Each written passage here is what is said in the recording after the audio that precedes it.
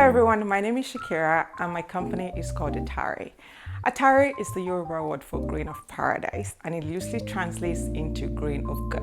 The goal of my company is to deliver authentic West African flavor experience, keeping in mind tradition as well as modern convenience. My need to connect with my root inspired me to start a food blog in 2009. That food blog today has about 500,000 followings across social media. West African food, for me, it's kind of like an untapped resource when it comes to food. There's like hundreds and thousands of years of rich cultural traditions that take into account a totalitarian approach to ingredient use, as well as flavors that are authentic and original to the region.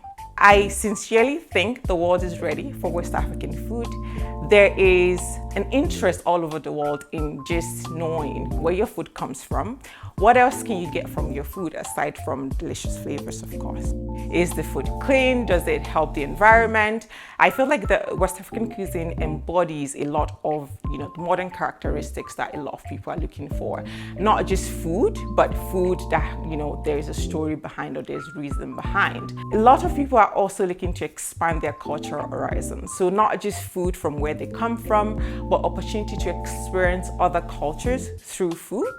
I was fortunate enough to grow up with my grandmother in West Africa. She had a little farm where she actually raised almost every single thing that we ate. So I was part of the process from farm to table. That experience, I see a little bit of it on Prairie, Canada. You have a lot of people who have farms, who raise a lot of food product. It might not be everyday food that they eat, but they still raise a lot of food product. So I started a brand that caters primarily to healthier West African food.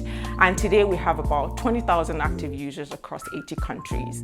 That brings me to Atare. Atare is a transition brand that takes into account everything I've been able to build as a food blogger and takes that and packages it into everyday food product that people are able to experience. I understand traditional processes, so why do we have them?